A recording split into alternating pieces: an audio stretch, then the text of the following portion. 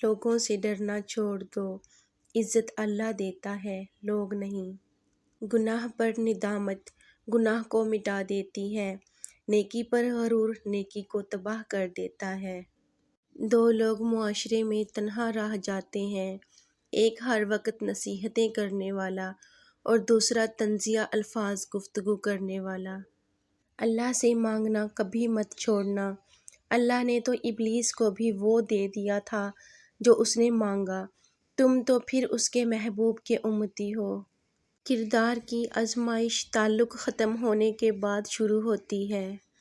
دنیا میں واحد کتاب قرآن پاک ہے جو انسان کی زندگی کو بدلنے کی طاقت رکھتی ہے۔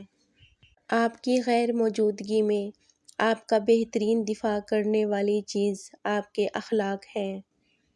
جب کوئی دل دکھائے تو چپ رہنا بہتر ہوتا ہے، کیونکہ جنہیں ہم جواب نہیں دیتے انہیں پھر وقت جواب دیتا ہے۔ اگر آپ کی خوشی دوسروں کو مطمئن کرنے سے جڑی ہوئی ہے تو آپ ہمیشہ درد میں رہیں گے۔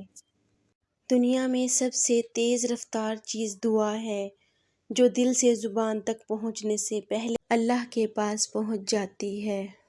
درست فیصلے اگر غلط موقعوں پر کیے جائیں تو وقت انہیں ہمارے خلاف کر دیتا ہے۔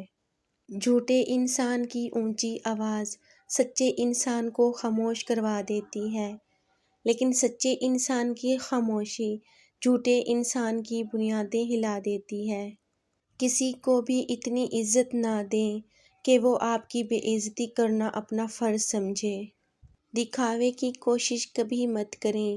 جب آپ کی پرواز بہترین ہوگی تو آپ خود بخود دکھائی دیں گے۔ دکھاوے کے اچھے بننے سے بہتر ہے آپ برے ہی رہیں۔ اخلاص یہ ہے کہ انسان اپنی نیکیاں بھی اسی طرح چھپائے جیسے اپنے گناہ چھپاتا ہے۔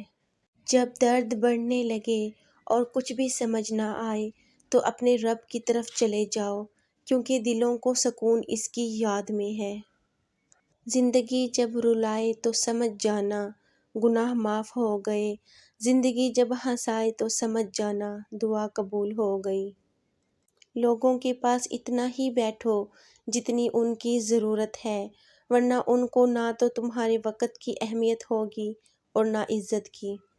جس کو نیکی کرنے کے بعد خوشی اور برائی کرنے کے بعد پریشانی یا شرمندگی محسوس ہو، وہ سچا مومن ہے۔ خونی رشتے توڑ کر انسان جوانی تو گزار سکتا ہے مگر بڑھاپا نہیں۔ محبتیں اور پیار عمل سے نظر آتے ہیں، باتوں سے تو دکاندار متاثر کرتے ہیں۔ اگر امیری آ جائے تو مغرور نہ ہونا اور غریبی آ جائے تو مایوس نہ ہونا۔ ضد سے حاصل کی گئی کوئی بھی خواہش کبھی خوشی نہیں دیتی۔ دماغ کو تباہ کرنے والی 9 عادات ہیں۔ نمبر 1، رابطے کی کمی۔ نمبر 2، بہت زیادہ وقت بیٹھ کر گزارنا۔ نمبر 3، سننے کی صلاحیت کم ہو جانا۔ نمبر 4، دل کی صحت کا خیال نہ رکھنا۔ نمبر 5، اسٹڈی نہ کرنا، مطالعہ نہ کرنا۔ نمبر 6، دماغ کی ورزش نہ کرنا۔ نمبر 7، اپنے کھانے کا خیال نہ رکھنا۔ نمبر 8، بیماری میں کام نہ کرنا۔ نمبر 9، آلودہ ہوا میں سانس لینا۔ رشتے موتیوں کی طرح ہوتے ہیں، اگر گر بھی جائیں تو ذرا سا جھک کر اٹھا لینا چاہیے۔ امید جب اللہ سے جڑی ہو تو ٹوٹنے کا امکان نہیں ہوتا۔